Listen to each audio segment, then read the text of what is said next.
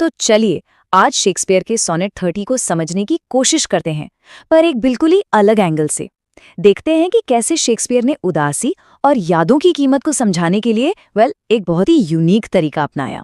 कभी ये ख्याल आया है कि बीते हुए दुखों का वजन उसे कैसे तौला जाए? ये एक ऐसा सवाल है जो इस पूरी कविता के दिल में है और शेक्सपियर इसका जवाब देने की कोशिश करते हैं। और कमाल की बात यह है कि वो जो जवाब देते हैं ना, वो काफ़ी हटकर है। उन्होंने इस फीलिंग को समझाने के लिए एक कोर्टरूम और एक बैंक की भाषा का इस्तेमाल किया। चलिए इसी में ज़रा गहराई से उतरते हैं। तो सबसे पहले चलते हैं शेक्सपियर के इस इमोशनल कोर्टरूम में, एक ऐसी जगह जहां यादों पर मुकदमा चलता है। कविता की शुरुआत होती है इस लाइन से। अब यहाँ ध्यान देने वाला जो शब्द है वो है सेशंस। देखिए, सेशंस का मतलब होता है अदालत की एक फॉर्मल मीटिंग, एक बैठक। मतलब इस एक शब्द से ही जो कवि की खामोश सोच है वो अचानक एक गंभीर कानूनी कार्यवाही में बदल जाती है। ऐसा लगता है मानो मन के अंदर एक अदालत सज गई है और पुरानी यादों को पेश किया जा रहा है। और फिर वो कहते हैं आई समन अप। ये जो लीगल मेटाफोर है ये यहाँ भी जारी रहता है। समन करने का मतलब होता है गवाहों को बुलाना। तो यहाँ क्या हो रहा है? यादें गवाह बनकर इस दिमागी अदालत में गवाही देने के लिए बुलाई जा रही हैं। मतलब हर याद अपने आप में एक केस बन जाती है। तो ये तो हुई कोर्टरूम की बात। अब इस अदालत से निकलकर आते हैं हिसाब किताब की दुनिया में और देखते हैं कि इस उदासी की असली कीमत क्या है। इस लाइन पर जो शब्द गौर करने वाला है वो है एक्सपेंस। शेक्सपियर यहाँ दुख को एक खर्चे की तरह देख रहे हैं। एक्सपेंस यानी कि लागत, कीमत या नुकसान। कवि असल में उन यादों, उन नज़ारों की कीमत पर अफसोस कर रहे हैं जो अब गुजर चुके हैं। हर खोया हुआ दोस्त, हर बीता हुआ पल, उसका एक इमोशनल कॉस्ट है, एक खर्चा है। और फिर आता है इस कविता का सबसे बड़ा फाइनेंशियल मेटाफोर, सैड अकाउंट। ऐसा लगता है जैसे कवि की जिंदगी के सारे दुख एक सैड अकाउंट में जमा है। एक बही खाता, एक लेजर बुक जिसमें सिर्फ और सिर्फ दुखों का हिसाब लिखा हुआ है। मतलब ये एक दुख का बही खाता है।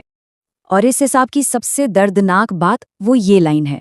कवि कहते हैं कि वो इस कर्ज को न्यू पे कर रहे हैं, यानी दोबारा चुका रहे हैं। सोचिए, वो एक ऐसा इमोशनल कर्ज चुका रहे हैं जो असल में पहले ही चुकाया जा चुका है, लेकिन यादें उस दर्द को इतना ताज़ा कर देती हैं कि लगता है सब कुछ अभी हो रहा है। ये एक कभी ना खत्म होने वाला साइकिल है जहां पुराना दर्द बार बार नया होकर सामने आता है। कविता में अब तक दुख और हिसाब किताब का बोझ बहुत ज्यादा हो चुका है, पर अब कहानी में एक बड़ा मोड़ आने वाला है।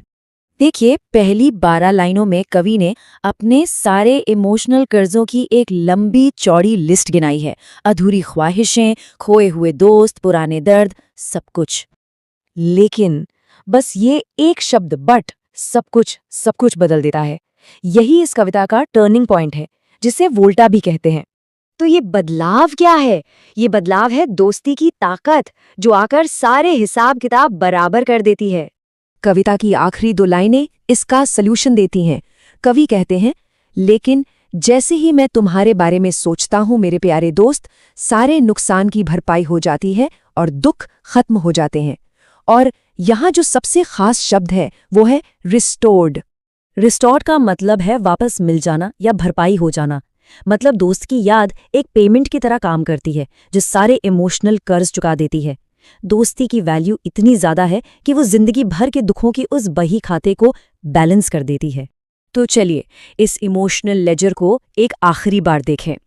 एक तरफ है सारे कर्ज, अधूरी ख्वाहिशें, खोए हुए दोस्त, पुराने दिल के दर्द। ये वो कर्ज हैं जिन्हें वो बार बार चुका रहे हैं। और दूसरी तरफ है वो एक फाइनल पेमेंट जो इन सारे कर्जों को सेटल कर देती है। और वो पेमेंट क्या है? सिर्फ अपने एक दोस्त का ख्याल। वही एक ख्याल सारे नुकसान को रिस्टोर कर देता है, सारे दुखों को खत्म कर देता है और हिसाब बराबर हो जाता है। तो इस पूरी बातचीत का सबसे ज़रूरी पॉइंट ये है कि शेक्सपियर के लिए सच्ची दोस्ती की जो कीमत है वो एब्सोल्यूट है। वो इतनी पावरफुल है कि जिंदगी भर के दर्द और नुकसान की भरपाई अकेले कर सकती है। और ये कविता हमें एक बहुत गहरे सवाल के साथ छोड़ जाती है। किसी की भी जिंदगी में वो कौन सी एक याद हो सकती है, कौन सा एक इंसान जो इतना कीमती हो कि सारे पुराने दुखों का हिसाब बराबर कर दे।